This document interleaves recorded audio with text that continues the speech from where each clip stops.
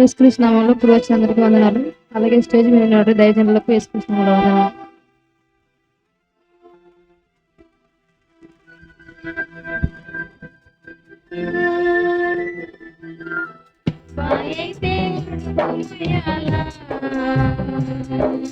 అమ్మాయితే కడుపు కొయ్యాలా, కడుపు మొయ్యాలా, అమ్మాయితే కడుపు కొయ్యాలా. స్త్రీ జన్మ పరమార్థం తెలుసుకోవయ్యా, ఆమె లేకుంటే నువ్వు ఒంటరి వాడయ్యా. స్త్రీ జన్మకు పరమార్థం తెలుసుకోవయ్యా, దేవుడు స్త్రీని ఇవ్వకుంటే ఒంటరి వాడయ్యా. సాటి అయిన సహకారి స్త్రీ సేవకునికి తోడుంటే నిజమైన సహకారి స్త్రీ. సహకారి స్త్రీ సేవకునికి తోడుంటే నిజమైన సహకారి స్త్రీ. అబ్బాయైనా అమ్మాయైనా దేవుడిచ్చు బహుమానమే. అబ్బాయైనా అమ్మాయైనా ఆ దేవుడు చెక్కిన రూపమే. అబ్బాయితే అమ్మ మొయ్యాలా, అమ్మాయితే కడుపు కొయ్యాలా. అయితే అమ్మ మొయ్యాలా, అమ్మాయితే కడుపు కొయ్యాలా.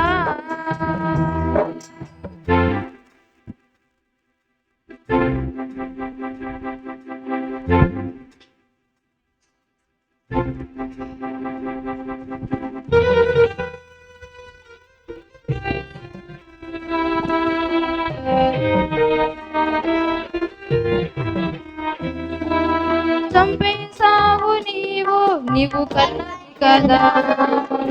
వదిలేశావు నీవు, నీకు బరువైనదా. చంపేశావు నీవు, నీకు కన్నది కదా. వదిలేశావు నీవు, నీకు బరువైనదా. స్త్రీ జన్మ పాపమని ఆడది నాకొద్దు అని గర్భంలో పసికందు చిరిమేస్తావా. స్త్రీ జన్మ పాపమని ఆడది నాకొద్దు అని గర్భంలో పసికందును చిరిమేస్తావా. పిల్లలు కావాలని స్త్రీ పురుషుని చేశాడు, ఇద్దరు ఉండాలని గర్భంలో పెట్టాడు. గర్భఫలం దేవుడిచ్చు బహుమానమేగా. స్త్రీ పురుషుని దేవుడు నిర్మించాలిగా.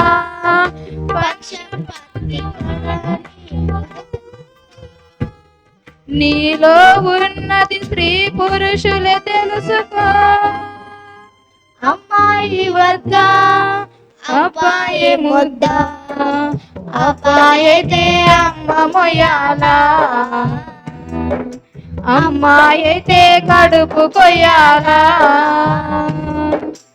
అబ్బాయితే అమ్మ మొయ్యాలా, అమ్మాయితే కడుపు కొయ్యాలా.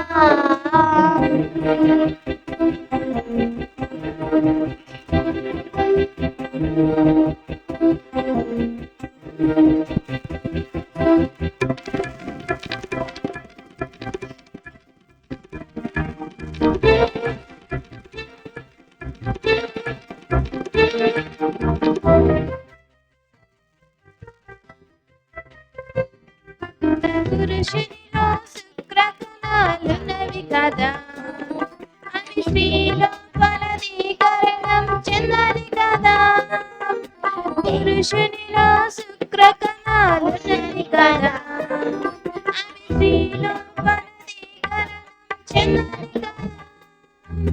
దేహం నిర్మించుటకు స్త్రీ అవసరమైతే దేహాన్ని చిరిచి చంపేస్తావా? రక్షకుడే పుట్టుటకు కన్యక అవసరమైతే ఆ దేవుని సంకల్పం ఎదిరిస్తావా? ఎంతో మంది స్త్రీలని కంటూ ఉన్నారు, కన్నా నుంచి వివాహం చేసేస్తున్నారు. స్త్రీగా పుట్టడమే నేరమాట, ఆ దేవుని చేతి పనినే తప్పంటావా? నిర్మించిన దేవుడని చెప్పా, స్త్రీ పురుషుని అంటుంటే గమనించావా? జన్మనిచ్చి తల్లవరి కొత్త అబ్బాయితే అమ్మ మొయ్యాలా,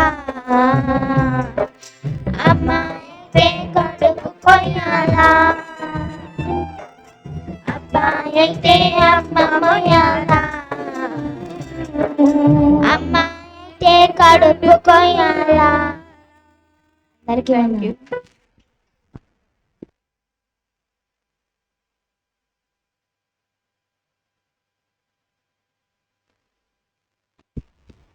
హలో హలో మంచిది. చక్కటి పాట పాడిన స్త్రీల సమాజం వారికి ప్రభువైన యేసుక్రీస్తు వారి నామములో వందనాలు తెలియజేసుకుంటాను. మరి విలువైన సమయానికి వచ్చాం కాబట్టి దైవజనులు, పెద్దలు, గౌరవనీయులు, సిబిటి వైస్ ప్రిన్సిపల్ అయిన యశోబన్న గారు మన మధ్య ఉన్నారు. మరి ఈ సమయంలో వాక్య సందేశాన్ని అందించవలసిందిగా అన్నగారిని కోరుచున్నాం.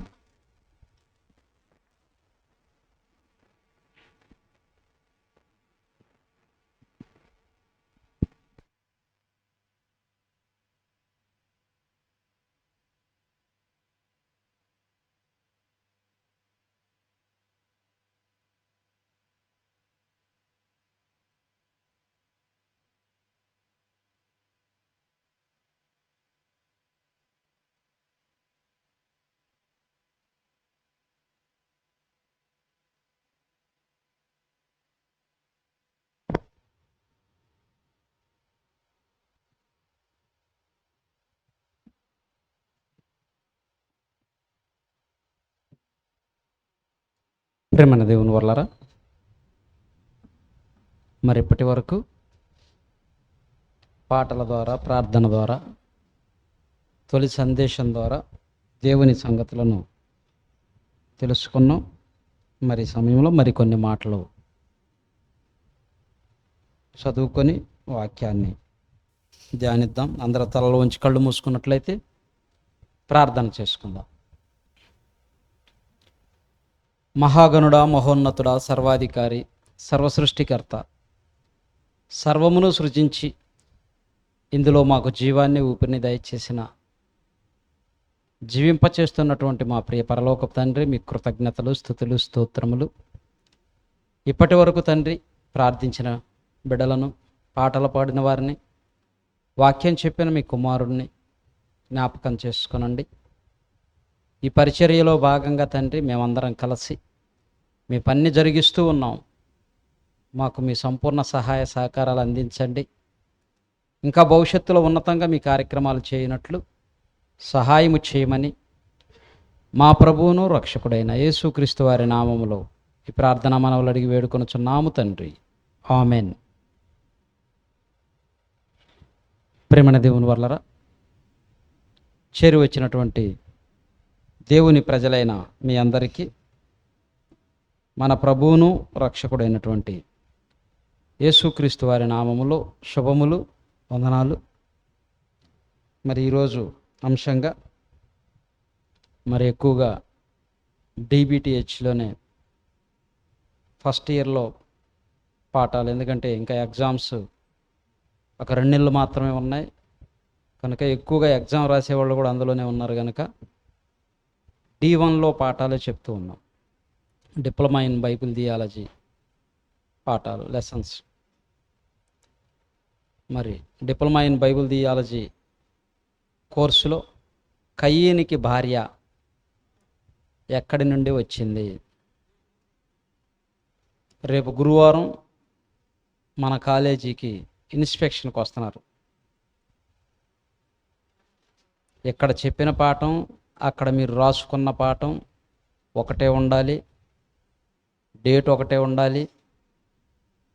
మీరు కరెక్ట్గా రాస్తున్నారో లేదో కూడా మీ బుక్స్ చెక్ చేస్తారు.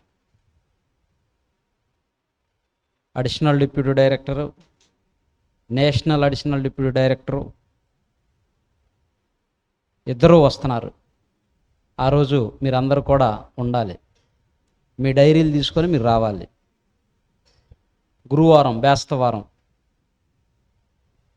6వ తారీఖు వస్తామని ఫోన్ చేశారు కనుక ఆ రోజు మీరందరూ కూడా సిద్ధంగా ఉండండి. ఉదయం 10 గంటలకు వస్తారు. 9 గంటలకల్లా మీరు రెడీగా ఉండాలి. మీ డైరీలు తీసుకొని రావాలి. ప్రేమణ దేవుని వల్లరా, మరి ఈరోజు అంశంగా కయ్యేనికి భార్య ఎక్కడి నుండి వచ్చింది? ఈ పాఠం విన్నవాళ్ళు ఎంతమంది ఉన్నారు? చేయొత్తండి. 1 2 3 4 5. చెయ్యి ఎత్తటం కాదు ఇప్పుడు. ఆ ప్రశ్నలు ఈ పాఠం మీరే చెప్పాలా. అది విన్నారంటే వాళ్ళు చిన్నప్పుడు స్కూల్కి వెళ్ళాం, ఒకసారి చూశారు, చూసి రాశారు. ఒకసారి చూస్తే ఇక వదిలేశారా? నేను చూశాను, నేను రాశాను అని అంటే కుదరదు. ఎప్పటి వరకు వాటిని చూశారు, రాశారు? మీరు మర్చిపోలేనంతగా జ్ఞాపకం ఉండేంతవరకు, మీరు చూడకుండా రాయగలిగే అంతవరకు. అంతేనా? 1 నెల 2 నెలలు అయ్యే నేర్పుతారు. ఆలు ఈలు నేర్పారా లేదా? ఆలు ఈలు నేర్చుకోవటానికి నెలలు కావాలంటే మరి తప్పదు. ఆ వయసులో అంతవరకే. అందుకే ఒక పాఠం ఒకసారి నేను విన్నాను, నాకు వచ్చేసింది, అయిపోయిందంటే కాదు. ఆ పాఠం నువ్వు నిలబెడితే ఆ పాఠం గురించి పూర్తి వివరణ కనీసం 1 అర్ధగంట అయినా చెప్పగలిగేటట్టు ఉండాలి. అప్పుడే 2వ పాఠాలంలోకి వెళ్ళాలి. మేము అలానే నేర్చుకున్నాం. ఒక లెసన్ తీసుకున్నాను అనుకోండి, నేను అది కంప్లీట్ కాకుండా వేరే దాంట్లోకి పోను. అది 10 సార్లు విన్నయ్యి, 20 సార్లు విన్నయ్యి, 2-3 సార్లు తిరగరాసి రఫ్ బుక్కు నోట్బుక్లో రాసుకుంటూ ఆ పాఠం నాకు పూర్తిగా వచ్చేంతవరకు 2వ దానిలోకి వెళ్ళేవాడిని కాదు. 20 సార్లు అయినా వినేవాడిని అదే పాఠం. 1 వారం అంతా కూడా వినేవాడిని. ఆ పాఠం పైన పూర్తి అవగాహన పట్టొచ్చిన తరువాత ఈ పాఠాన్ని నేను చెప్పగలను అన్న స్థితి వచ్చిన తరువాత 2వ పాఠంలోకి వెళ్ళేవాడిని. ఈరోజు ఎవరు నేర్చుకుంటున్నారు అలా? టైటిల్ పెట్టగానే అది చూసి, ఓ ఇది నేను ఆల్రెడీ వినేసాను, ఈ మీటింగ్కి నేను పోవాల్సిన అవసరం లేదు, ఈ మీటింగ్కి నేను పోవాల్సిన అవసరం లేదు. వాక్యం చెప్తున్నా కానీ వినకుండా ఆటోల్లో కూర్చోను, రోడ్ల మీద అటు ఇటు తిరుగుతాను, సెల్ ఫోన్ మాట్లాడుకుంటా కాలం గడిపేవాళ్ళు చాలామంది ఉన్నారు. ప్రేమణ దేవుని వల్లరా, మరి ఈరోజు ఈ కయ్యేనికి భార్య ఎక్కడి నుంచి వచ్చింది అనే ప్రశ్న ఎవరు లేవనెత్తారు? క్రైస్తవులకు రాలేదు ఈ డౌటు, ఈ ప్రశ్న క్రైస్తవేతరులకు వచ్చింది, ముస్లిం సోదరులకు వచ్చింది. మీరు చెప్తున్నారు కదా, మొదటి మనిషి ఎవరు? ఆదాము భార్య హవ్వమ్మ. ఆదాము అవ్వలకు పుట్టిన పిల్లలు ఎవరు? కయీను ఏబేలు. 2 మగ పిల్లలే. మరి కయ్యీనికి భార్య ఆడ నుంచి వచ్చింది. ఏబేలు అయితే కయ్యీను ద్వారా చంపబడ్డాడు, చనిపోయాడు. ఏబేలుకు భార్య లేదు. మరి ఆదాము అవ్వలు ఇద్దరే ప్రారంభికులు కదా బైబిల్ ప్రకారం భూమి మీద.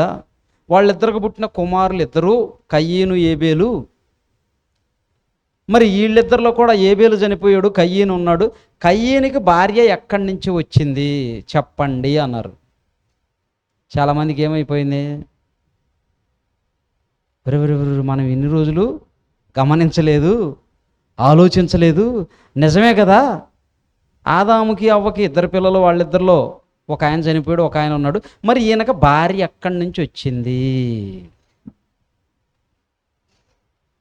అని చెప్పి దాన్ని పెద్ద ప్రశ్నగా తీసుకొని క్రైస్తవులను కలవరపరుస్తున్నారు. వాక్యం తెలియని వారిని వాక్యములో నుంచి, విశ్వాసములో నుంచి తొలగించేదానికి ఎన్నో ప్రయత్నాలు చేస్తూ ఉన్నారు. ప్రియమైన దేవుని వల్లరా, వాక్యం అనేది పైన చదివితే అర్థమయ్యేది కాదు. ఏదో రోజు ఆచారంగా ఒక అధ్యాయం చదవాలో, 2 అధ్యాయాలు చదవాలో అని చదివితే వచ్చేది కాదు. లేదా అర్జెంటుగా డ్యూటీకి వెళుతూ క్యాలెండర్లో ఉన్న వాక్యాన్ని చదువుకొని ఆ వాక్యం నేను ఈరోజు వాక్యం చదివేశాను అనుకొని వెళ్ళిపోతే అర్థమయ్యేది కాదు. ఎవరైతే సమయాన్ని పెట్టి ఆలోచనను పెట్టి జ్ఞానంగా ఆలోచించి బైబిల్ ముందు కూర్చొని గంటలు చదివి దానిలో అనుభవాన్ని సంపాదించడానికి ప్రయత్నిస్తారో వాళ్ళు మాత్రమే చెప్పగలరు. వారికి మాత్రమే అనుభవపూర్వకమైనటువంటి జ్ఞానం ఉంటుంది. వాళ్ళెవరో అంటాం కాదు, పోని మనం ఆలోచిద్దాం. నిజమే కదా, మరి ఆదాముకి అవ్వకి 2 కుమారులు అయితే వాళ్ళిద్దరిలో ఒక ఆయన చనిపోయి ఇంకొక ఆయన ఉన్నాడు. ఆయనకు భార్య ఎక్కడి నుంచి వచ్చింది? దీన్ని పెద్ద ప్రశ్నగా లేవనెత్తారు ప్రియమైన దేవుని వల్ల. ఇక్కడ మనం చూస్తే ఒక సందర్భాన్ని మరలా బైబిల్లో చూద్దాం. అపోస్తుల కార్యములు 17వ అధ్యాయం 26వ వచనం చూడండి.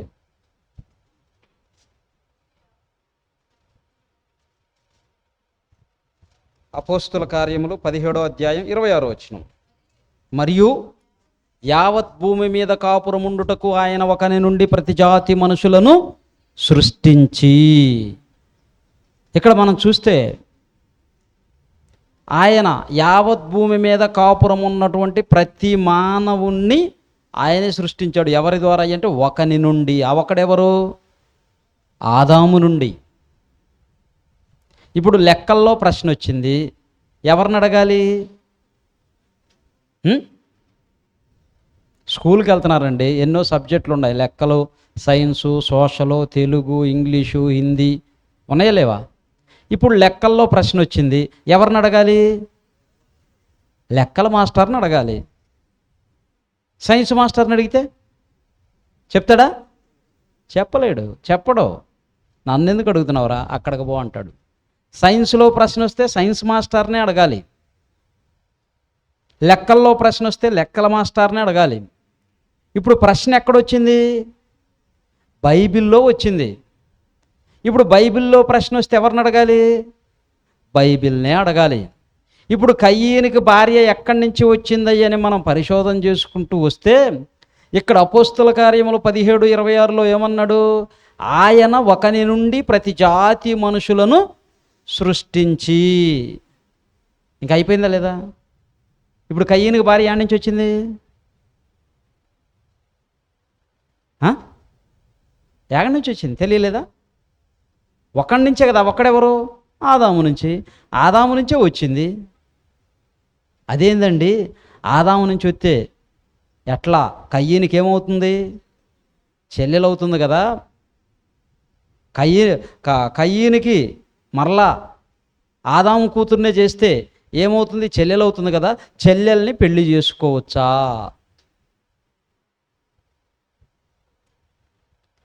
చెల్లెల్ని పెళ్లి చేసుకోవచ్చా అని ప్రశ్న. అందుకే మనం వాక్యంలో అనుభవ జ్ఞానాన్ని సంపాదించాలి అనేది. దేవుడు కూడా మీరు రక్షణ పొంది అనుభవ జ్ఞానము కలవారై ఉండవలెనని ఇచ్చేయించుచున్నాడు, ఇష్టపడుతున్నాడు. ఈరోజు మనిషి అన్నిటిలో అనుభవాన్ని సంపాదిస్తున్నాడు, కానీ దేవుని దగ్గరికి వచ్చేసరికి మాత్రం ఆలోచన లేదు. ఏ జ్ఞానము లేనివాడుగా, అమాయకుడుగా, ఎదుటి ఉన్న వ్యక్తి ఏది చెప్పినా గుడ్డిగా నమ్మే స్థితిలోనికి వెళ్ళిపోతున్నాడు. నమ్మే స్థితిలోనికి వెళ్ళిపోతున్నారు ప్రేమణ దేవుని వల్లరా. ఇక్కడ మనకు అర్థమైపోయింది, ఆయన ఒకని నుండి ప్రతి జాతి మనుషులను సృష్టించి అందరినీ అవ్వ ఆదాముల నుంచే రప్పించాడు. మరి అవ్వ ఆదాములకి ఇద్దరే పిల్లలని చదువుకున్నాం కదా, ఇంకా ఉన్నారా అంటే బైబిల్లోనికి వెళ్ళి మనం చూడగలిగితే చూడండి, ఆదికాండం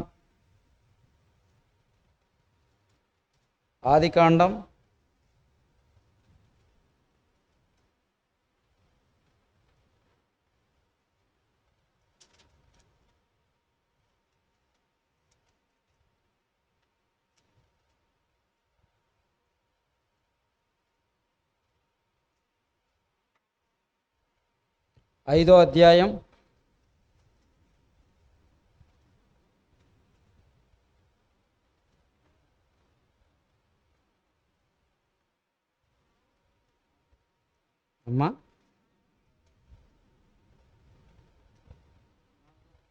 4వ వచనం. షేతును కనిన తరువాత, మనం 5వ అధ్యాయం ప్రారంభం నుంచి చదవండి. ఆదాము వంశావళి ఇదే. దేవుడు ఆదామును సృజించి దినమున దేవుని పోలికగా అతన్ని సృజించెను, మగవానిగాను ఆడుదానిగాను వారిని సృజించి, వారిని సృజింపబడిన దినమున వారిని ఆశీర్వదించి వారికి నరులని పేరు పెట్టెను. ఆదాము 130 ఏండ్లు బ్రతికి తన పోలికగా తన స్వరూపమున కుమారుణ్ణి కని, ఆదాముకు మరొక కుమారుడు ఉన్నాడని తెలిసింది. అతని పేరు ఏందంట? షేతు. షేతును కనిన తరువాత ఆదాము బ్రతికిన దినములు 800 ఏండ్లు. అతడు కుమారులను కుమార్తెలను కనెను. కయ్యను ఏబేలు వీళ్ళిద్దరేనా, లేకుంటే ఇంకా ఉన్నారా? షేతు ఉన్నాడు. షేతును కనిన తరువాత ఎంతకాలం బ్రతికారంట మరలా వాళ్ళు? 800 సంవత్సరాలు. 800 సంవత్సరాల్లో ఎంతమందిని కని ఉంటారు? 60-70 ఏళ్ళు బ్రతికే మనమే ఆపరేషన్ చేయించుకోకుండా ఉన్నారనుకో, ఎంతమంది? మొన్న ఎవరో ఒక అతను 100 చిల్లర పిల్లలు, మరి భార్యలు ఎంతమందో? ఒకళ్ళైతే కనలేరులేండి. కంటారా? కనలేరు. ఆయనకి ఎంతమంది భార్యలు ఉన్నారో 100 మంది పిల్లలను కన్నాడంట. ఆలోచించండి, ఎన్ని సంవత్సరాలు బ్రతికేవాడు? 60-70 సంవత్సరాలు బ్రతికేవాడే 100 మంది పిల్లలను కంటే మరి 939 సంవత్సరాలు బ్రతికాడు. ఎవరో? ఆది మానవుడు ఆదాము. మరి ఇన్ని సంవత్సరాల్లో ఎంతమందిని కనొచ్చు ఆలోచించండి. ఇక లెక్క చెప్పలేక, వాళ్ళ పేర్లన్నీ రాయలేక అనేక మంది కుమారులను కుమార్తెలను కనెను. ఎంతోమందిని కన్నాడు, ఎంతోమందిని కన్నాడు. కయ్యను గారు ఏబేలును చంపిన తరువాత ఎక్కడికి వెళ్ళాడు? ఎక్కువ మంది పిల్లలు ఉన్నారు ఆదాము అవ్వలకని మనకి అర్థమైపోయింది. దేన్ని బట్టి? అందుకే నేను అన్నది, లెక్కల్లో ప్రశ్న వస్తే లెక్కల టీచర్ని అడగాలి, సైన్స్లో ప్రశ్న వస్తే సైన్స్ టీచర్ని అడగాలి. ఇప్పుడు బైబిల్లో ప్రశ్న వచ్చింది, బైబిల్లో నుంచే చూసాం లేదా? మనం చూసాం. ఒకరి నుండి ప్రతి జాతి మనుషులు వచ్చారు. అందులో అనేక మంది స్త్రీలు పురుషులు ఆదామవ్వలకు పుట్టారు, వారు కన్నారు.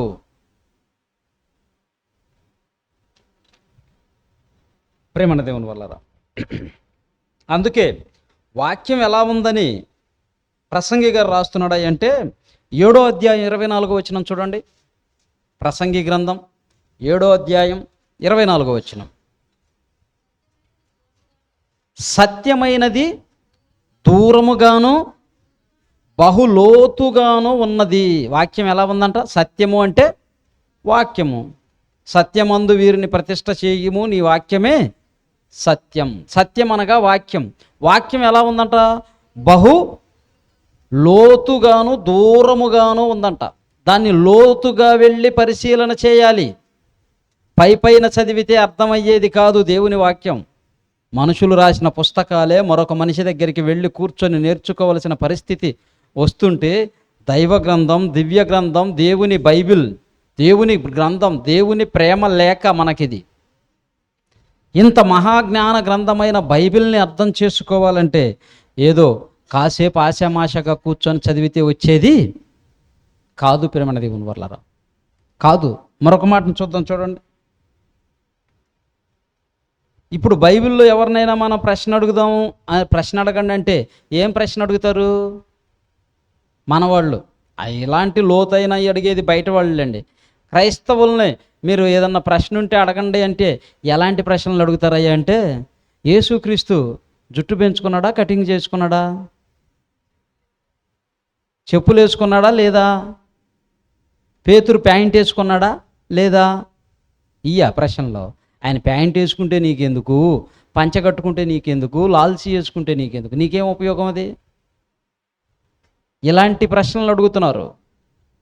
కానీ బైబిల్లో ఎన్నో విలువైన సంగతులు, లోతైన సంగతులు ఉన్నవి. అవి తెలుసుకోవాలని అడిగేవారు, ఆలోచించేవారు కరువైపోతున్నారు ప్రేమణ దేవుని వర్లారా, కరువైపోతున్నారు. ఆదికాండంలో మనం చూస్తే, ఆదికాండం 12వ అధ్యాయం 16వ వచనం చూడండి.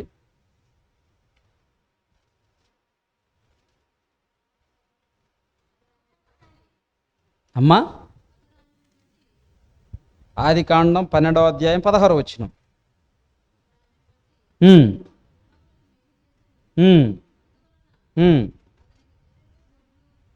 హెబ్రీయులకు రాసిన పత్రిక 12వ అధ్యాయం 16వ వచనం. హెబ్రీయులకు రాసిన పత్రిక 12వ అధ్యాయం 16వ వచనం.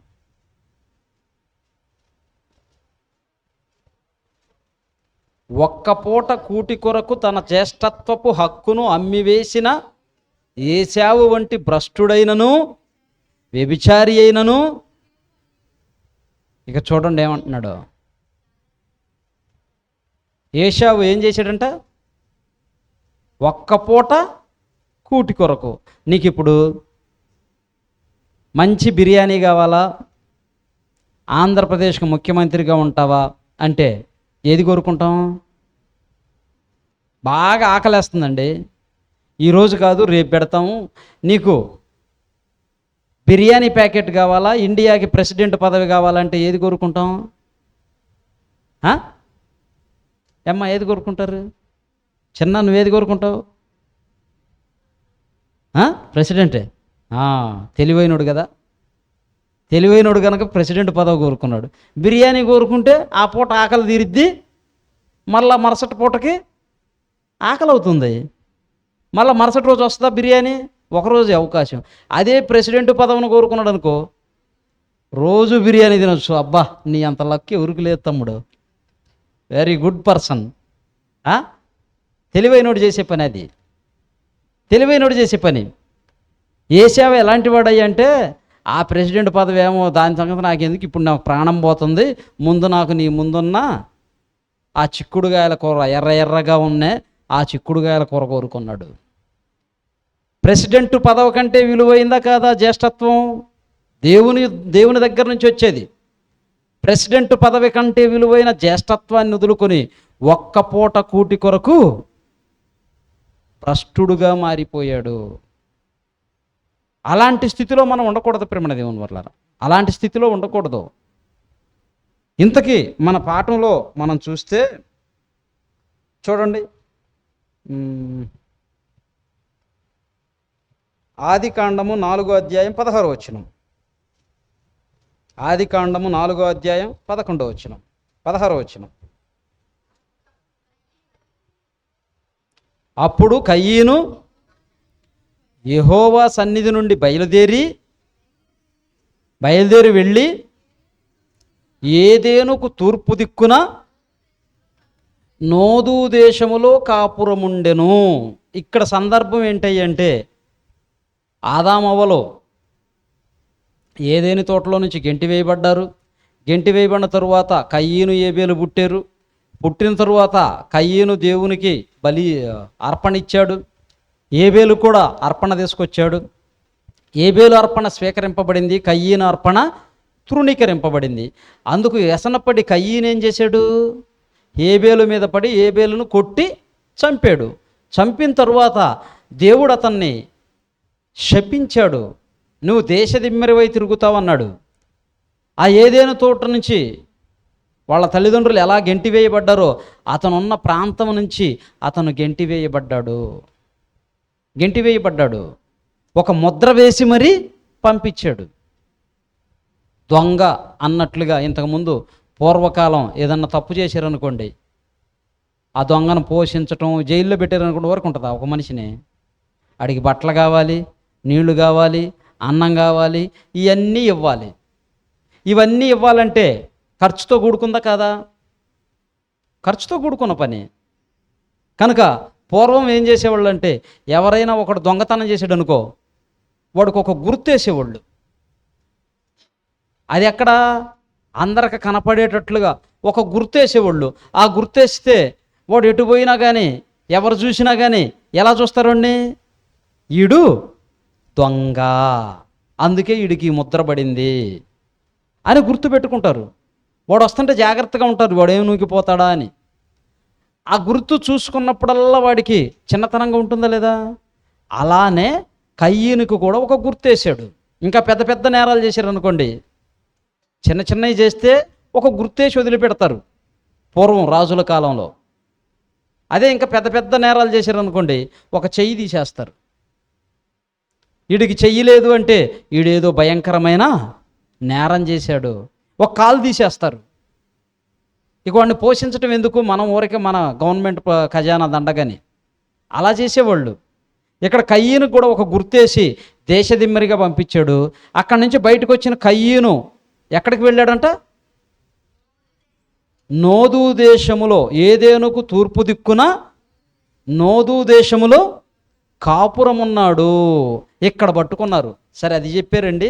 ఇక్కడ చెప్తున్నాము, మీరు ఆదాము అవ్వలే అన్నారు కదా, కయ్యీను ఏబేలు అన్నారు కదా.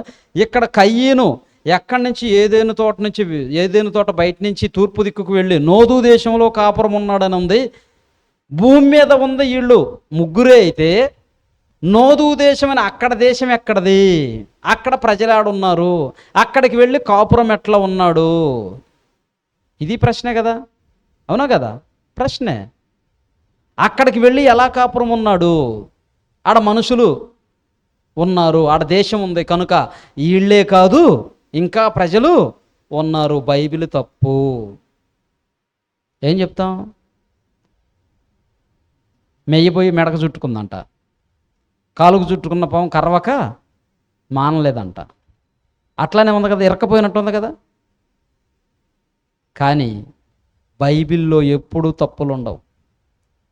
ఏదన్నా ప్రింటింగ్లో అక్షరాలు ఒకవేళ కలిసిపడి అలా ఏమన్నా పదం మిస్టేక్ అవ్వచ్చు, కానీ తప్పులు మాత్రం ఉండవు ప్రేమ దేవుని వల్లరా. ఇక్కడ మనం చూస్తే కయ్యీను గారు నోదు దేశంలో వెళ్ళి కాపురం ఉన్నాడు అన్నాడు. ఒక్కడుంటే కాపురం అయిద్దా? ఒక్కడుంటే కాపురం కాదు. ఇప్పుడు లింగారెడ్డి గారు ఉన్నారు, తిరుపతిలో డ్యూటీ చేస్తున్నాడు. అక్కడ ఎవరైనా పరిచయం అయ్యి అడిగి, మీరు కాపురం ఎక్కడ ఉంటారండి అంటే ఏం చెప్తాడు?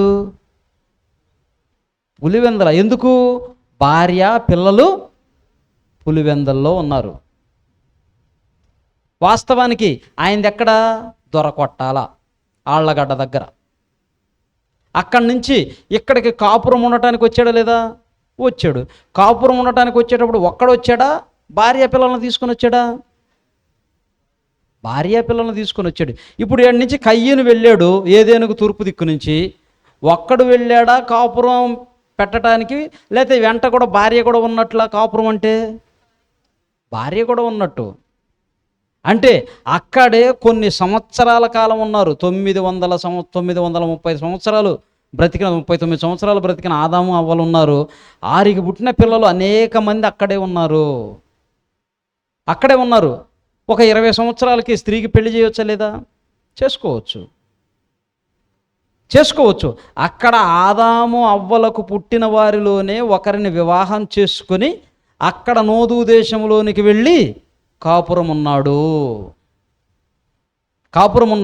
అదేందండి, సరే ఆదాము అవ్వలనే కూతురునే చేసుకున్నాడు, అయినా కానీ మరి నోదు దేశం అంటే అక్కడ దేశం ఎక్కడది? దేశం అంటే మట్టి కాదోయ్ మనుషులు అన్నాడు గురజాడ అప్పారావు గారు. దేశం అంటే మట్టి కాదోయ్ మనుషులు. మట్టి ఉంటే దేశం కాదు, మనుషులుంటే దేశం. మరి ఈయన వెళ్ళి అక్కడ నోదు దేశంలో కాపురం ఉన్నాడంటే అక్కడ మనుషులు ఉన్నట్టే కదా? ఉన్నట్ట కదా? ఉన్నట్లే. మరి అక్కడ ఎక్కడి నుంచి వచ్చారు మనుషులు? ఆ దేశం ఏడి నుంచి వచ్చింది? పెద్ద చిక్కు ప్రశ్నగా ఉండిలా.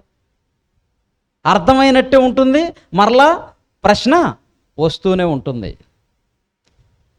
అసలు ఇది రాస్తుంది ఎవరు? ఈ యొక్క గ్రంథాన్ని, ఆదికాండం గ్రంథాన్ని రాస్తుంది ఎవరు? మోషే గారు రాస్తున్నారు.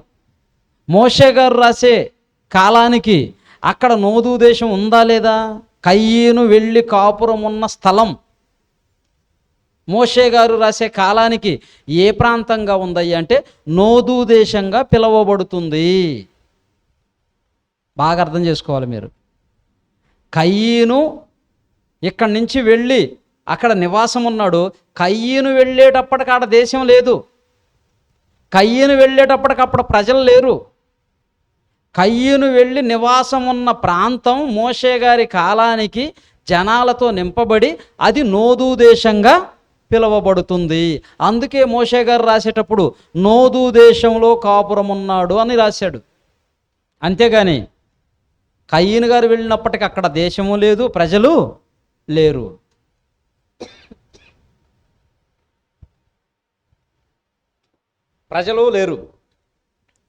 వాస్తవానికి అసలు భూమి ఎప్పుడు దేశాలుగా విభాగింపబడింది?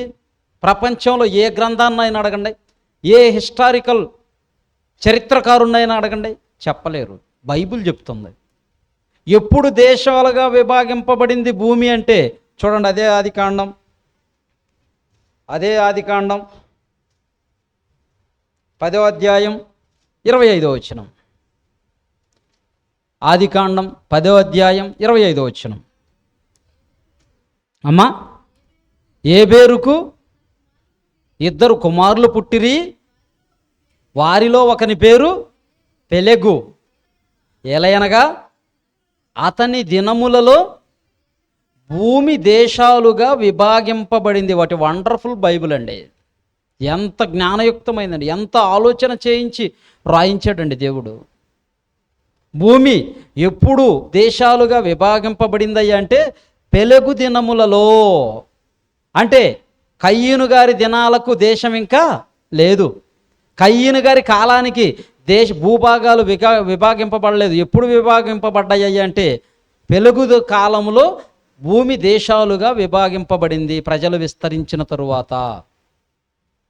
క్లారిటీ వచ్చిందా? ఇంకా క్లారిటీ రావాలంటే మన దగ్గర ఉన్న ప్రాంతాలను మనం ఆలోచిస్తే, ఒకప్పుడు హైదరాబాదు పూర్వం పేరేంటి? ఐడియా ఉంది ఎవరికన్నా? హైదరాబాదు యొక్క పూర్వపు పేరు అయ్యగారు భాగ్యనగరం. Very good, Bhagyanagaram. ఇందాక చాలామంది మేము ఎన్నోసార్లు ఈ పాట విన్నామని చెయ్యొత్తానంటే ఎత్తారు, చెప్పలేకపోయారు. కానీ వినని అన్న చెప్తున్నాడు, మాణిక్యరావు గారు. ఏందంట? భాగ్యనగరం. ఒక 100 సంవత్సరాల క్రితం ఈ పులివెందుల నుంచో కడప నుంచో ఆ హైదరాబాద్కు ఉత్తరం రాయాలనుకోండి, అప్పుడు వాళ్ళు ఏమని రాస్తారు? భాగ్యనగరములో ఉన్నటువంటి మాణిక్యరావు గారికి అని రాస్తారు. ఆ డోర్ నెంబరు వీధి నెంబరు వేసి భాగ్యనగరంలో ఆ పిన్ కోడ్ వేస్తారు. అంతేనా?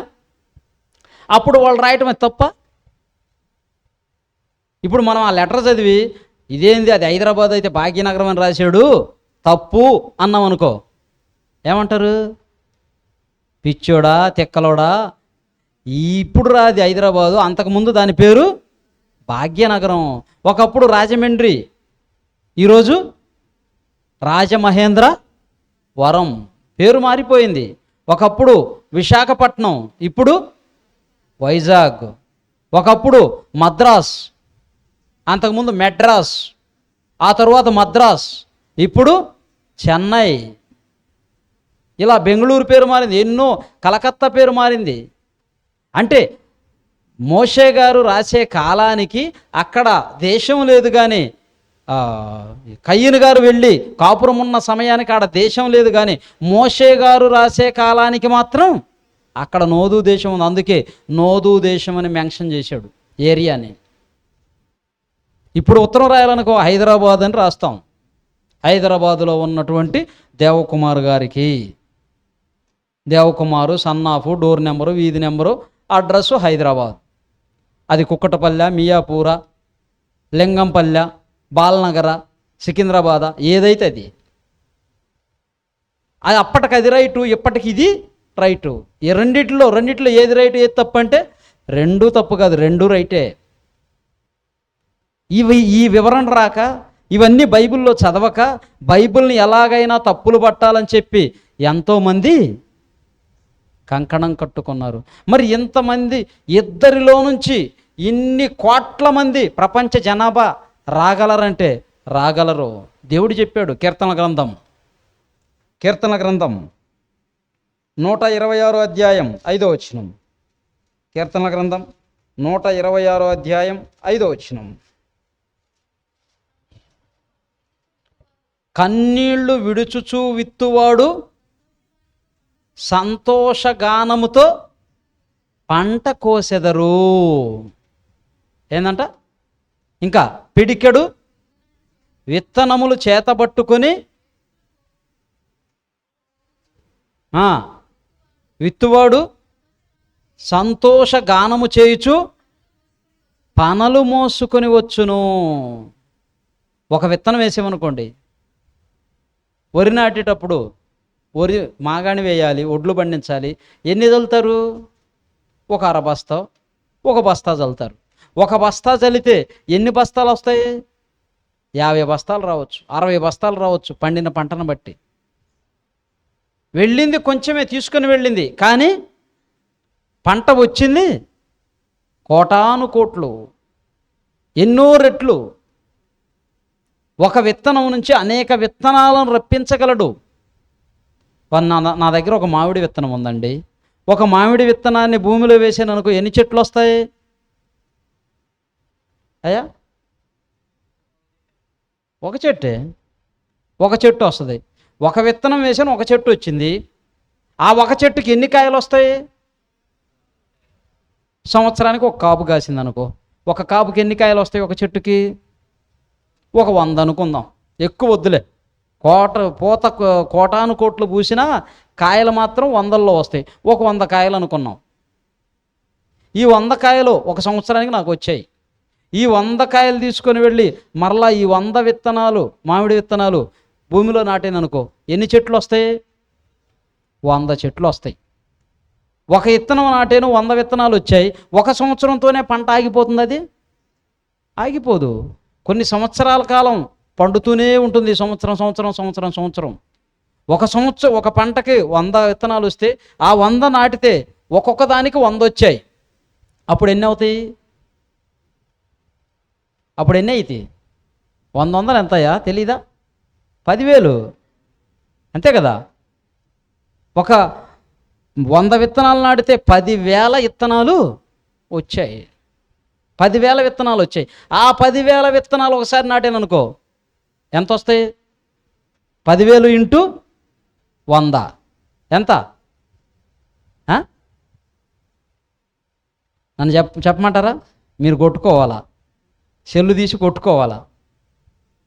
10,000 ఇంటూ 100 10 లక్షలు. 10 లక్షల విత్తనాలు వచ్చాయి. 10 లక్షల విత్తనాలు నాటాను. 10 లక్షలు ఇంటూ 100 ఎంత? కోటి కాదు, 10 కోట్లు. 10 లక్షలు ఇంటూ 10 అయితే కోటి, అంతేనా? 10 లక్షలు ఇంటూ 10 అయితే కోటి, 10 లక్షలు ఇంటూ 100 అయితే 10 కోట్లు. ప్రారంభం ఎన్ని విత్తనాలు నా కాడ ఉంది? ఒకటే. మరి 10 కోట్ల విత్తనాలు వచ్చాయి. ఒకని నుండి ప్రతి జాతి మనుషులను సృష్టించి ఎంత క్లారిటీగా అయిందో చూడండి. దేవుడు ఏది చేసినా ప్రూఫ్ లేకుండా చేసేవాడు కాదు, గుడ్డిగా నమ్మురనేవాడు కాదు. ప్రతిదానికి ఎవిడెన్స్ ఉంది. చూడురా, ప్రకృతిలో ఉన్న వాటిని చూసి నన్ను నమ్ము. యెహోవా ఉత్తముడని రుచి చూచి తెలుసుకోండి. ఒక మామిడి పండును చూడు, నా రుచి, నా ప్రేమ. ఒక అరటి పండును చూడు, ఒక జామ పండును చూడు, ఒక యాపిల్ పండును చూడు, ఒక పప్పాయిని చూడు, ఒక అరటి పండు చూడు. ఇదేన్ని చూసినా నేనేంటో నీకు అర్థమవుతుంది. మట్టి అండి అది. నువ్వు తింటున్న అరటి పండు ఏందనుకుంటున్నావు? మట్టిలో నుంచి వచ్చింది. మట్టిలో అంత తీపి ఉందా? అవును, ఉంది. నువ్వు తింటున్న మామిడి పండు ఏందనుకుంటున్నావు? మట్టిలో నుంచి వచ్చింది. మట్టిలో అంత తీయదనం ఉందా? ఉంది. ఆ సారాన్ని పెట్టాడు మహానుభావుడు. అది గ్రహించలేకుండా ఉన్నారు. ఒక బిర్యానీ వండితే, అబ్బా ఏం వండేవు భార్యామణి, ఎవరైనా నీ తర్వాతే వంట చేయాలంటే. మరి ఆయన పెద్ద ఆయన ఉన్నాడే పైన, మనందరి నాన్న, ఆయన అయ్యే వంట మనిషి. ఆయనకు చాటైన వాళ్ళు ఎవరు? మట్టిలో మాణిక్యాన్ని తీసేవాడు. ఆ మాణిక్యం నువ్వే కావాలి, ఆ మాణిక్యం మనమే కావాలి. ప్రేమణ దేవుని వర్లరా, దేవునితో దేన్ని పోల్చలేము, ఎవరిని పోల్చలేము. నాతో ఎవరిని పోలుస్తారు మీరు? నాతో ఎవరు సాటి? ప్రేమణ దేవుని. మరి అన్నీ బాగానే ఉండి ఎన్ని చెప్పారు, ఎంతకి ఇంకొకటి ఉంది అసలు తీరలేదు. అది ఏంటిదో చెప్పు. ఏంటిది అది? చెప్పండి, చెప్పు నాయనా. విష్ణు ఏది?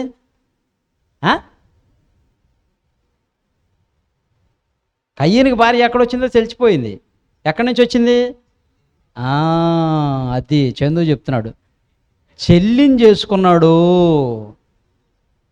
అవునా కదా? చెల్లెల్ని పెళ్లి చేసుకుంటారా? ఇది అంత తప్పు, ఎంత అన్యాయం, ఇది అంత దారుణం అని చెప్తున్నారు. కానీ చెల్లిని పెళ్లి చేసుకోకూడదనే ధర్మం ఎప్పుడు వచ్చింది? అది తెలియాలి. అది కూడా బైబిల్ చెప్పింది. చూడండి ఒకసారి, నిర్గమాకాండం 20వ అధ్యాయం 17వ వచనం. నిర్గమాకాండం 20వ అధ్యాయం 17వ వచనం.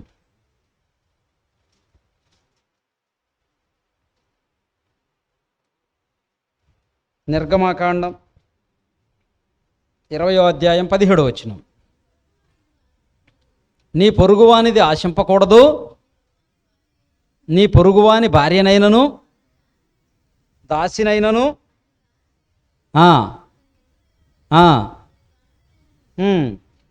లేదండి, లేవియాకాండం 20వ అధ్యాయం 17వ వచనం. లేవియాకాండం 20వ అధ్యాయం 17వ వచనం. ఒకడు తన సహోదరిని అనగా తన తండ్రి కుమార్తెనే కానీ తన తల్లి కుమార్తెనే కానీ చేర్చుకొని ఆమె దిశమలను చూడకూడదు, అది దురానురాగము. ఏందంట? ఒకడు తన తండ్రి కుమార్తెనే కానీ తల్లి కుమార్తెనే కానీ, అంటే వేరువేరా? అవును, వేరువేరుగానే ఉంటారు. ఇప్పుడు అబ్రహాము గారికి శారమ్మ ఏమవుతుంది తెలుసా? అబ్రహాము గారి యొక్క తండ్రి శారమ్మ గారి యొక్క తండ్రి ఒక్కడే. తెలుసా మీకు? అభిమేలెకు రాజు తీసుకుని వెళ్ళినప్పుడు శారమ్మని నా చెల్లి అని చెబుతాడు. దేవుడు స్వప్నమందు మరలా అతనికి దర్శనం ఇచ్చి, నువ్వు ఆమెను ముట్టకూడదు, ముట్టేవంటే చేస్తావు, ఆమె మరొకనికి భార్య అని అన్నప్పుడు మరలా రాజు అబ్రహామును పిలిచి, ఎందుకయ్యా నువ్వు నాకు అబద్ధం చెప్పావు, నా చెల్లెలని, నీ భార్య కదా ఏమే అంటే, అయ్యా నా భార్య మాట కరెక్టే కానీ ఆమె నా తండ్రి కుమార్తెయే కానీ నా తల్లి కుమార్తె కాదు. అంటే అబ్రహాము గారి భార్యకి అబ్రహాము గారి నాన్నకి 2 భార్యలైతే ఒక తల్లి బిడ్డ అబ్రహాము గారు, మరొక తల్లి బిడ్డ శారమ్మ గారు. తండ్రి ఒక్కడే, తల్లులు వేరు. ఆ కాలంలో అలా చేసుకునేవాళ్ళు. అభివృద్ధి కోసం దేవుడు ఆ కాలమున చూచి చూడనట్టుగా విడిచిపెట్టేశాడు. మీరెలా చెబుతారండి? మీరేమన్నా ఆ కాలంలో ఉన్నారా? అప్పుడేమన్నా ఉన్నారా? చూసి చూడనట్టుగా వదిలేశారు, దేవుని మనసులోకి వెళ్ళి చెబుతున్నారు. మీకేమన్నా తెలుసా? ఆయన ఏమన్నా చెప్పాడా? అబ్రహాము గారు చేసుకునేటప్పటికి ఆదికాండం ఉందా? నిర్గమాకాండం ఉందా? లేవియాకాండం ఉందా? లేవు. ఆజ్ఞ రాకముందు తప్పు కాదు. ఎలా తప్పు కాదో ఒక ఉదాహరణ చెప్తాను మీకు. ఇప్పుడు మనం మాస్కులు పెట్టుకొని తిరగటం లేదు. గతంలో మాస్కులు పెట్టుకొని తిరిగేవాళ్ళం. అప్పుడు ఆజ్ఞ ఉంది. ఆజ్ఞ ఉంది కనుక నువ్వు మార్కెట్లోకి, సమాజంలోకి వెళ్ళినప్పుడు ఖచ్చితంగా మాస్క్ ధరించుకోవాలి. మాస్క్ పెట్టుకోకపోతే 50 రూపాయల ఫైన్, 100 రూపాయల ఫైన్ అన్నారు. అవునా కదా? అప్పుడు ఆజ్ఞ ఉంది కనుక నువ్వు ఖచ్చితంగా మాస్క్ పెట్టుకోవాలి. ఇప్పుడు ఆజ్ఞ లేదు. ఇప్పుడు కూడా మాస్క్ పెట్టుకొని తిరిగితే, ఇప్పుడు పోయి ఫైన్ నువ్వు తిరిగావనుకో, ఫైన్ వేస్తానని వచ్చాడు అనుకో అధికారి, ఒప్పుకుంటావా? ఒప్పుకోం. ఎందుకు వేస్తావు? ఆజ్ఞ ఉందా? లేదు. ఒకప్పుడు బండి మీద తిరిగితే హెల్మెట్ లేకపోయినా కేసు లేదు. ఫస్ట్లో బళ్ళు వచ్చినప్పుడు హెల్మెట్ లేకపోయినా తిరగొచ్చు, కేసు లేదు. కానీ హెల్మెట్ వచ్చిన తర్వాత హెల్మెట్ పెట్టుకోకుండా తిరిగితే ఫైన్ పడుతుంది, కేసు అవుతుంది. కనుక ఆజ్ఞ వచ్చిన తరువాత ఖచ్చితంగా పాటించాలి. ఆజ్ఞ రాకముందు అది తప్పు కాదు. అబ్రహాము గారి కాలానికి ఆజ్ఞ ఇంకా జారీ కాలేదు. ఆజ్ఞ ఇవ్వలేదు దేవుడు. ఎప్పుడు ఇచ్చాడు? మోషే గారి కాలంలో ఇస్తున్నాడు ఆజ్ఞ. ఇదిగో, ఒకడు తన చెల్లిని చేర్చుకొనకూడదు. తండ్రి కుమార్తెనే కానీ తల్లి కుమార్తెనే కానీ చేర్చుకొని ఆమె దిశమలను చూచిన ఎడల అది దురానురాగము, చేసుకోకూడదు. ఎందుకు? కోకొల్లలుగా ఉన్నారు ప్రజలు. ఇంకా ఎవరినో చేసుకో, వేరే వాళ్ళని ఎందుకు చేసుకుంటావు? ఇంకా ఇది ఒక సైంటిఫికల్ రీజన్ కూడా తెలుసా? సొంత రక్తంలో వారిని చేసుకుంటే పిల్లలు అంగవైకల్యంతో పుట్టే ప్రమాదం ఉంది. ఈరోజు డాక్టర్లు కూడా అదే చెప్తున్నారు చాలామంది. కుంటివారిగానో, మోగవారిగానో, గుడ్డివారిగానో, మస్తి తిమ్మితం లేకుండా పుట్టే అవకాశం ఉంది కనుక మేనరికాలు చేసుకోకండి అని డాక్టర్లు చెప్తున్నారు. మరి ఆజ్ఞ రాకముందు అబ్రహాము గారు చేసుకున్నాడు, అంతకుముందు ఇంకా ఎంతమంది పితరులు చేసుకున్నారో అవి తప్పు కాదు. కయ్యను చేసుకుంది ఎప్పుడు? ఆజ్ఞ వచ్చిన తర్వాత, ఆజ్ఞ రాకముందా? ఆజ్ఞ రాకముందు, ఆజ్ఞ వచ్చిన తర్వాత కాదు. కనుక ఆలోచించండి ప్రేమణ దేవుని వల్లరా. మరి ఆజ్ఞ రాకముందు చేసుకున్నాడు కనుక అది తప్పు కాదు. ఆ కాలమున దేవుడు చూచి చూడనట్టుగా ఉన్నాడు. అదే అపోస్తుల కార్యములు 17వ అధ్యాయం 30వ వచనం. అపోస్తుల కార్యములు 17వ అధ్యాయం 30వ వచనం. ఆ అజ్ఞాన కాలమున దేవుడు చూచి చూడనట్టుగా ఉండెను. ఇప్పుడైతే అంతటను అందరూ మారు మనసు పొందవలెనని. నేను చెప్పాను, నువ్వేమన్నా దేవుని మనసులోకి వెళ్ళి ఆలోచించి చెబుతున్నావా? ఆ కాలమున దేవుడు చూచి చూడనట్టుగా ఉన్నాడు అంటున్నావు అంటే ఇదిగో ఇక్కడ రెఫరెన్స్ ఉంది. ఆ అజ్ఞాన కాలమున దేవుడు చూచి చూడనట్టుగా ఉన్నాడు. ఇప్పుడైతే అందరూ అంతటా మారు మనసు పొందాలి. మారు మనసుకు సంబంధించిన చట్టాన్ని చెప్తున్నాడు. ఆలోచించండి ప్రియమైన దేవుడు, ఎంత జ్ఞానయుక్తమైందో, ఎంత లోతైన మాటలు చెబుతుందో బైబిల్. ఇప్పుడు చేస్తున్న పెళ్ళిళ్ళు కూడా చూడండి. పెళ్లి కుమారుడు, పెళ్లి కుమార్తె అంటామా లేదా? పెళ్లి కుమారుడు, పెళ్లి కుమార్తె అంటాం. ముందు ఆ పెళ్ళి అనే పదాన్ని తీసేయండి. ఇప్పుడు చెప్పండి, కుమారుడు కుమార్తె ఏమవుతారు ఇద్దరు? అది అంతే.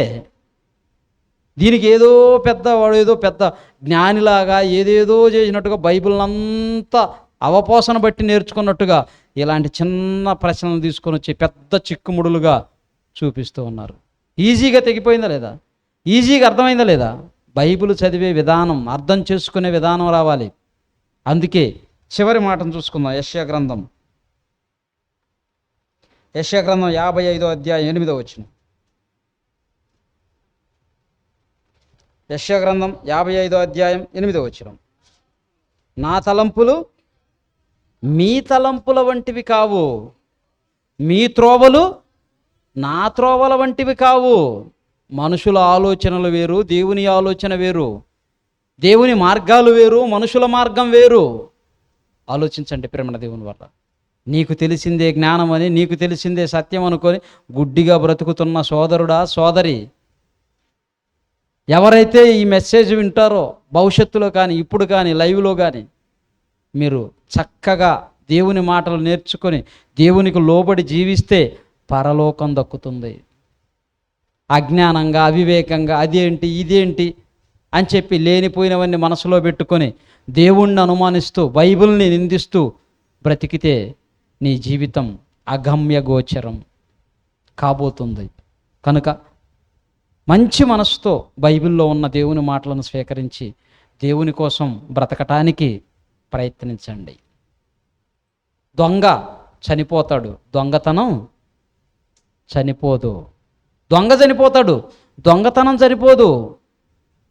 ఆడిపోతే ఇంకొకడు వస్తాడు, ఆడిపోతే ఇంకొకడు వస్తాడు. మనిషి చనిపోతాడు, మనిషి ఎత్వత్వం చనిపోదు. నువ్వు మంచిగా బ్రతికితే చనిపోయినా కానీ పలానవాడు మంచివాడు, పలానవాడు తాగి తాగి చచ్చాడు, భార్య పిల్లలకి ఏమీ లేకుండా ఏదించుకొని తిన్నాడు, సమాజాన్ని భ్రష్టు పట్టించాడు, గొడవలు అల్లర్లు. ఏంటి ఇవన్నీ? మనిషి చనిపోయిన మనిషి యొక్క లక్షణం చనిపోదు. అది 10 తరాలకు చెప్పుకునేటట్లుగా ఉండాలి. ఈరోజు భక్తులను, ఎంతోమంది ప్రవక్తలను, అపోస్తలను మనం చెప్పుకుంటున్నామంటే కారణం ఏంటి? వాళ్ళ వ్యక్తిత్వం బాగుంది, వాళ్ళ బ్రతుకులు బాగున్నాయి, వాళ్ళ దేవుల్లో నమ్మకంగా ఉన్నారు. మనము ఎంతవరకు నమ్మకంగా ఉన్నాం, ఎంతవరకు బ్రతుకుతున్నాం ఆలోచించండి ప్రేమణ దేవుని వర్లారా. దేవుని మాటలకు లోబడి దేవుని వాక్యాన్ని గౌరవించి వినయముగా విధేయత కలిగి దేవుని సన్నిధిలో దేవుని వాక్యాన్ని నేర్చుకుంటూ మన బ్రతుకులను దేవునిలో కట్టుకోవాలని కోరుకుంటూ ఈ నా మాటలు ముగిస్తున్నాను. ఇంకా ఎవరికైనా ఈ పాఠంలో ప్రశ్నలుంటే మరలా అడగండి, ప్రార్థన చేసుకుందాం. మహాపరిశుద్ధుడు అయిన దేవ, జీవాధిపతి అయిన తండ్రి, మీకు స్తోత్రములు. మీరు ఇచ్చిన సమయాన్ని బట్టి కృతజ్ఞతలు. ఇప్పటి వరకు ఎన్నో విలువైన మీ సంగతులు మీ గ్రంథములో నుంచి చదివాము, విన్నాము. ఎంతోమందికి ఈజీగా అర్థమయ్యే రీతిలో మీ కుమారుడు, మా ఆత్మీయ దైవజనులు జయశాలి గారు తండ్రి ఇంతటి మహాజ్ఞానాన్ని బయటికి తీసి కాదు అన్నవారిని ఎదిరించి ఓడించి మిమ్ములను విజయ పదములో నడిపించుటకు ఇంతటి మహాజ్ఞానాన్ని మాకు నేర్పించాడు. మీ కుమారుడికి మంచి ఆరోగ్యాన్ని, శక్తిని, బలాన్ని దయచేయండి. ఇంకా ఇలాంటి ఎన్నో జ్ఞానయుక్తమైన సంగతులు మేము నేర్చుకుని సమాజంలోనికి వెళ్ళి మీ నామాన్ని మహిమపరిచే భాగ్యాన్ని, జ్ఞానాన్ని, హేతువడుగు ప్రతివానికి సాత్వికముతో సమాధానము చెప్పుటకు ఎల్లప్పుడూ సిద్ధంగా ఉండే సిద్ధ మనస్సు కలిగి మేమందరం జీవించుటకు సహాయము చేయమని చేరి వచ్చిన మీ బిడ్డలందరినీ దీవించి క్షేమముగా కాపాడండి తండ్రి. తిరిగి వెళుచుండగా ప్రయాణములో తోడుగా ఉండండి, మీ కృపలో భద్రపరచమని. 8వ తేదీ జరిగే లేఖనాల పరిశోధన సదస్సుకు అనేక మంది వచ్చి మీ కార్యక్రమంలో పాల్గొని తండ్రి మీ నామానికి మహిమకరముగా జరిగించున్నట్లు సహాయము చేయమని మా ప్రభువును రక్షకుడైన యేసుక్రీస్తు వారి నామములు ఈ ప్రార్థన మనవులు అడిగి వేడుకొనుచున్నాము తండ్రి, ఆమెన్. అందరికీ వందనాలు. తలలో ఉంచి కళ్ళు మూసుకున్నట్లయితే ఆశీర్వాదం తీసుకుందాం. సర్వసృష్టికి కారణభూతుడైనటువంటి కన్న తండ్రి ప్రేమయు, మనందరి ఆత్మలకు రక్షకుడైనటువంటి యేసుక్రీస్తు వారి కృపయు, పరిశుద్ధాత్ముని యొక్క అన్యోన్య సహవాసం సన్నిధి సదాకాలం మనందరికీ తోడయుండి నడిపించునుగాక. ఆమెన్. అందరికీ వందనాలు.